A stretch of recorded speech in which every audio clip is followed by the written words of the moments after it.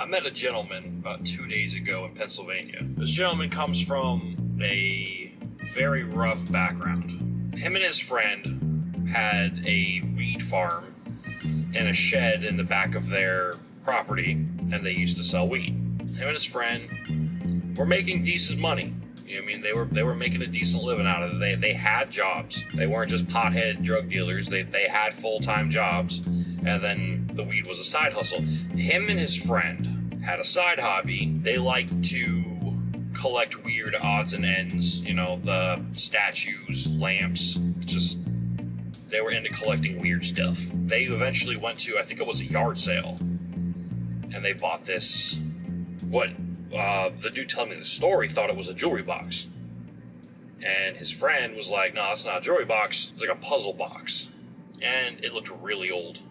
And he buys it from the person with the yard sale for like $10.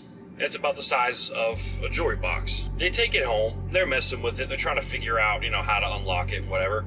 But as they're playing with it, they notice that there's almost completely faded, but still kind of legible writing on the box.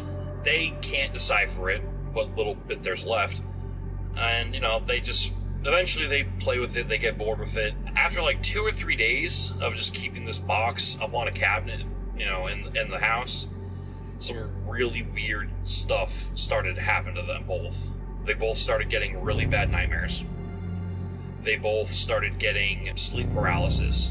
Their paranoia skyrocketed to the point that even they started to accuse each other of stuff. And these two guys had been friends up through middle school, so they've known each other for almost their whole lives. One day they decide to have some family over.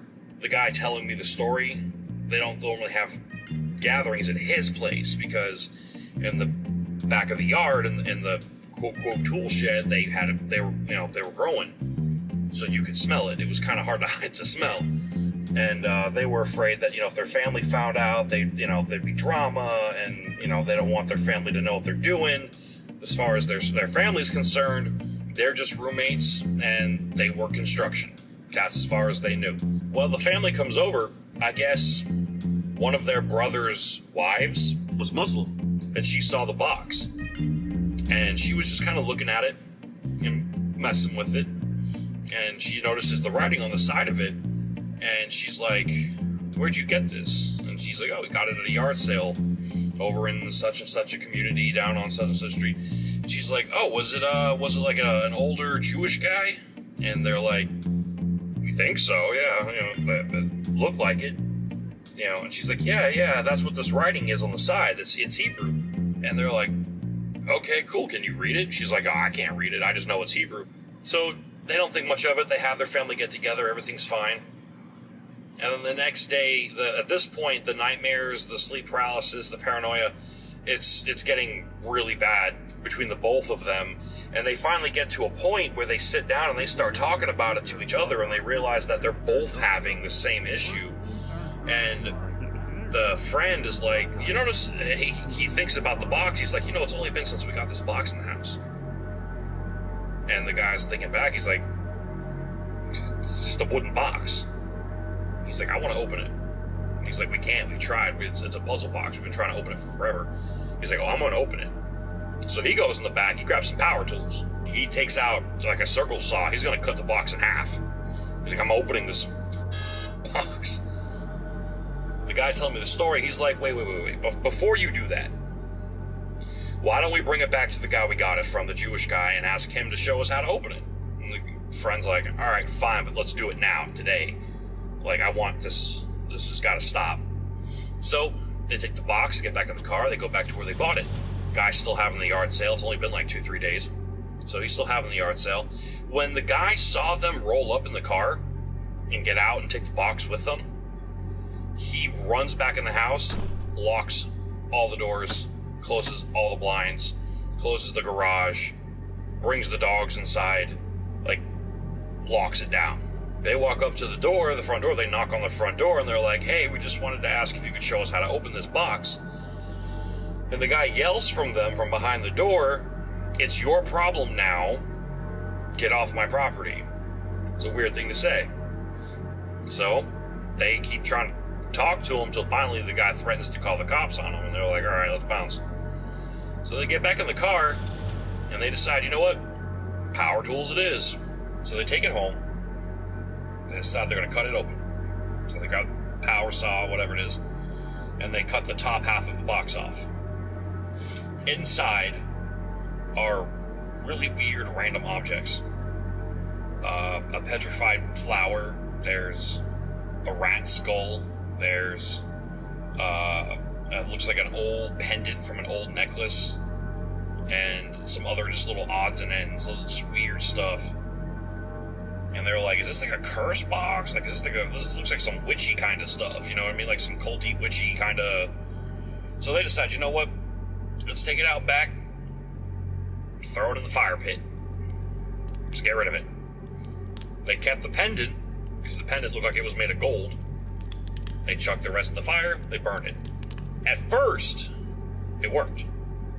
Their sleeping schedules got back to normal, they stopped having the nightmares, they stopped having the sleep paralysis. You know, the paranoia died down, they kind of got back to business. You know, everything was going normal again. Until one day they wake up, and they can smell wood burning, and a hell of a lot of weed. They go out back, and their entire stash house is completely on fire.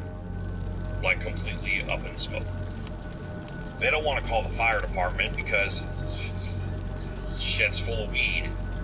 You know what I mean? So they grab the garden hose, and they're trying to fight the fire. The garden hose won't work.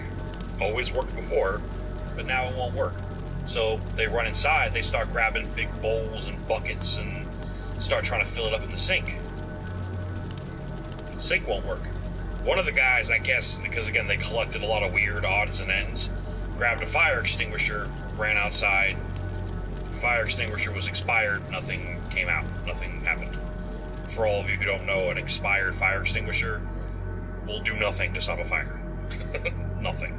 They had no choice. It was that, or it was going to catch the whole freaking house on fire. The neighbor, I mean, the fence, the wooden fence that was around the property that the shed was next to, it started to catch. They basically were like, we'd rather go to jail for pot than be responsible for someone dying in a fire. So the firefighters show up. At this point, the fence is up, the fire's spreading. Luckily, no one got hurt, just some minor property damage. Their shed was completely ruined. And also, luckily, the shed burned so much that there really wasn't anything to tell that there was a lingering smell of pot, but all the growing stuff, everything was destroyed completely. So while they're putting the fire out, you know, one of the guys is like, so, did you see what happened? You know, the firefighter guy's interviewing them, like, what happened? They're like, we don't know, we just woke up and the whole thing was on fire. So it ended up getting chalked up to just electrical wiring issues, because, you know, they had grower lights, they had, you know, UV lights in there. So they just chalked it up to an electrical shortage of some sort that caused the fire. The next night, the nightmares come back 10 times worse. Now it's getting to the point where the guy that was telling me the story said that he woke up butt naked in front of his house with a claw carpenter hammer in his hand. No idea how he got there. He's like, I must have sleepwalked. I don't know how I got outside. I don't know why I was naked. I don't sleep naked. But I was outside butt naked with a claw hammer in my hand, just staring at the house across the street. His friend had something similar happen. It wasn't sleepwalking, but basically he messed himself in his bed. Grown man, never had any problems like that. He peed and pooped the bed that night from how horrendous this nightmare was.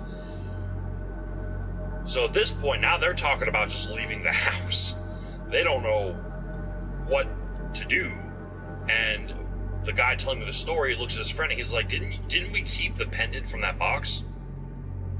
And he's like, yeah, we kept it. And he's like, we need to get rid of it. Like, I think maybe whatever Juju was attached to the box is still in this thing. So he takes the claw hammer, he bangs it and crunches it up into a little tiny piece of metal. And they, you know, because again, they're construction guys and they're collectors and handymen kind of. They have a blowtorch and they go out back and they melt the gold into just a puddle. And I think one of them, when it finally cooled off, they took the gold nugget and they were going to go take it somewhere to sell it. After all that happened, things calmed down again for a while. But he told me that him and his friend, every once in a while, will still have one night, like maybe once every 3 months or so, where things just go crazy. Power outages in the house, water turning off and on, things moving, horrible nightmares, sleep paralysis. They're in the process, him and his friend are trying to move out. And he was talking to me about it, and he's like, yeah, bro, the house is haunted. I think it was that box. And I was talking to him, and I was like, do you know anything about Jewish culture at all? And I'm guessing not. And he's like, no, not really. I was like, all right, so what you bought from that Jewish dude at that yard sale for $10 is known as a dibbit box. It's literally a very old Jewish tradition, where they would do religious rites to, it's the Catholic version of an exorcism. But instead of like the Catholics, where they just kind of, pop the demon out of somebody, just let it go, latch onto someone else, Jewish culture, they locked it in a box. And they had a mirror under the lid of the box, so the demon would look at itself and never try to escape, because demons, apparently in the Jewish culture, they can't look at their own reflections without, like, recoiling and just freaking out. So I told him, like, you opening that box, essentially, you let a demon loose in your house.